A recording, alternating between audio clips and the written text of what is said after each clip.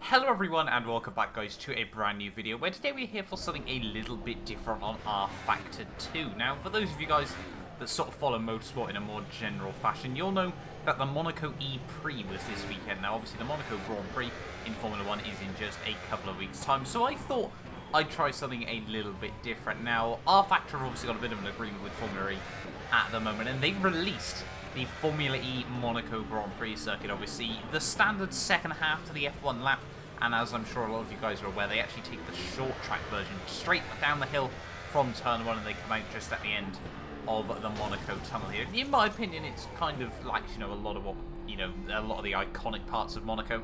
Supposedly there were rumours that were meant to be moving over to the full F1 circuit this season, but clearly that has not been the case. But that got me thinking, how would Formula 1 cars fare at the Monaco E-Prix? Obviously not a particularly different track in a lot of senses, but still, very different in terms of turn 1 and obviously down at the chicane. So today we're going to try is the key word here, try and survive a 10-minute race here at the Monaco E-Prix circuit in F1 2019 spec cars. This is actually the AOR mod as well, and here we are then on the grid. The 5 lights are coming on now, and it is lights out, and away we go. That off to a very, very good start. A quick FYI before we get into this: if you're expecting good racing, please click off this video now as we come down in towards T1. They try to get the dive bomb of dreams, and we're just slowly going to get squeezed into the wall by the blue car on the outside. They're clearly not too happy going side by side, and that's certainly been one of the scruffier runs through turn 1, as we're still getting collected by a guy on the outside. Then we finally get the car going, and we are back pointing in the right direction as we now come down in towards the chicane. I think they're side by side just behind us there. Hopefully everyone can get through nice and tidy. The guy in front of me wallops the wall on the exit of the corner there, and now, well, that's just not really the way you want to take to back as we now come down into the swimming pool. Someone's pointing the wrong way. That's going to be even more contact. Luckily damage is technically off for this, but I think mechanical failures are still on, as you guys will see later on in the video. They get a big fishtail. We end up in the wall, and that would require another restart there. This time around, we managed to survive at lap 1 here as we come down towards the hairpin. That is turn 2. Get a nice big punt coming in from behind there, as there is just an absolute roadblock there as we come down into the hairpin chicane there. Can we try and make it around there? Yes, we can. We slip our way up now into 6th place of the race, and not doing too badly this time around as we now go through to back once more. They actually get a fairly okay run. The guy on the inside completely hits the wall, and that has not been what we needed there, and out almost into the harbour.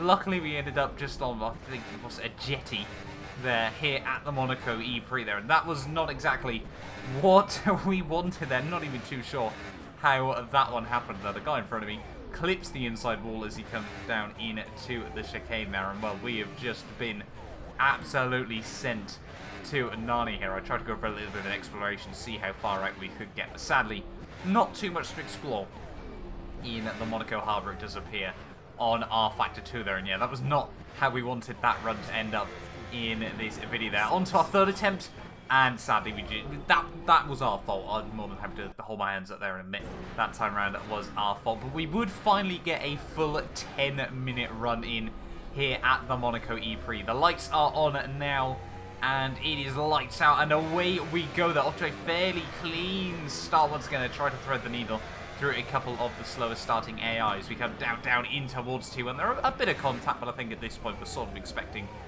more touring cars, and nope, that actually turns out wouldn't be the run that I was expecting. Sadly, yeah, we had no force feedback. That was it that time around. But this time around then, hopefully 5th time lucky, it's lights out and away we go there, and hopefully this time around, yeah, we can get a nice tidy start. There are a little bit of contact as we get squeezed up to the wall and up the inside of as many cars as we possibly dare.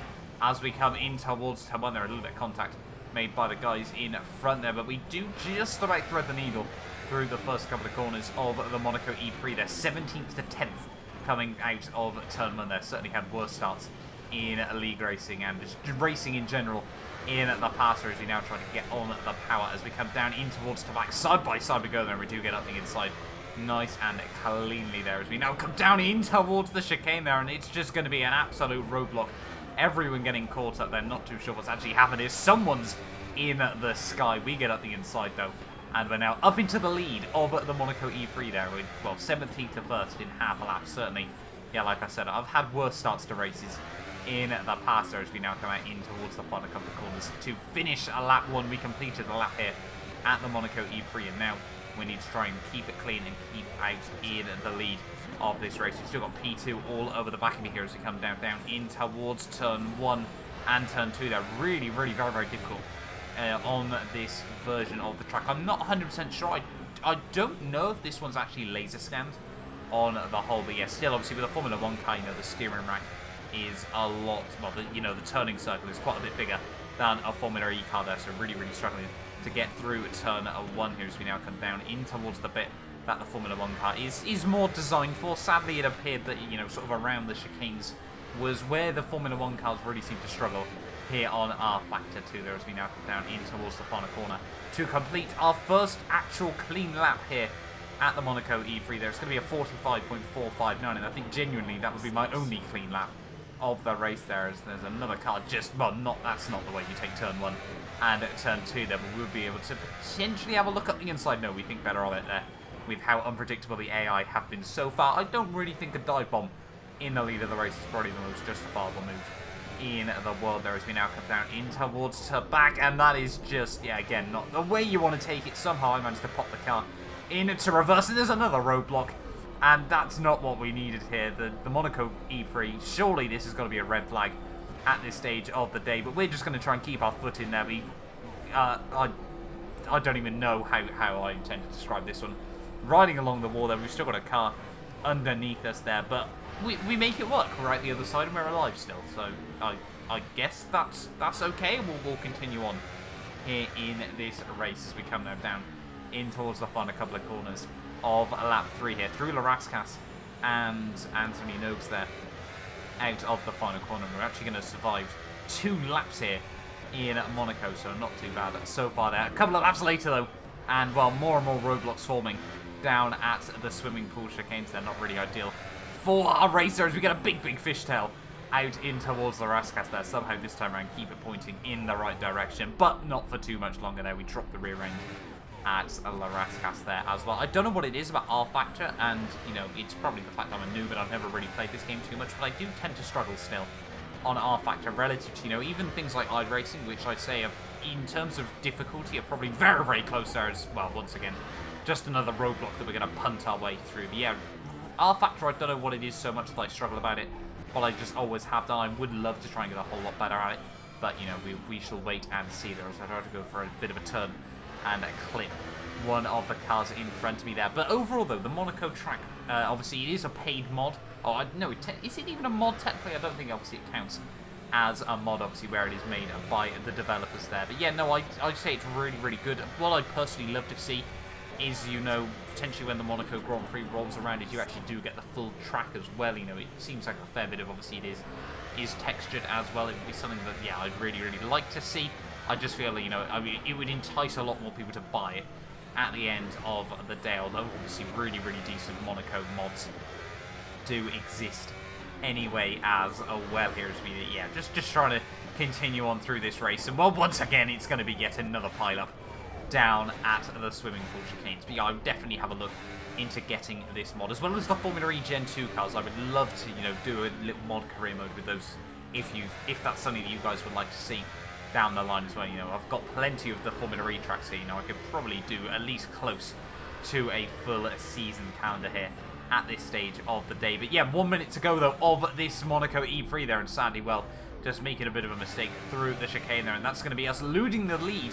That's not what we needed there, as we actually dropped down to P3 of the race, and the car was definitely not in a healthy state at this point of the race. So I think the tyres were very much overheated as well. Here we got oil pressure warnings, and yeah, that's definitely an issue there. I think we've dropped oil onto the rear tyres of the car, though, almost like Sebastian Vettel did at the 2017 Singapore Grand Prix. We're still being collected by the guys behind here, and this has been an almighty bottle with just a couple of minutes to go of this Monaco E-Prix. We basically led pretty much all of the race here today, and yeah, sadly, right towards the very end, it's not going to pay off there as we come through turn 1 and turn 2. They're trying to keep it nice and tidy, you know. At this rate, we just want to try and survive to the finish line there. Once again, just dropping it there. Luckily, through the hairpins, you sort of drop it on to the exit of the corner there. As the time is now up, we are on the final lap of the Monaco E-Prix. They go for a nice pirouette through to back once more. They sadly don't quite get the car right the way around there. And yeah, we're just dropping places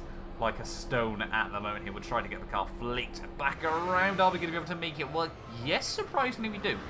This time around there, as we now move ourselves back up into P5 of the race there. Just really trying to nurse the car home through the final couple of corners. No, we cannot do that.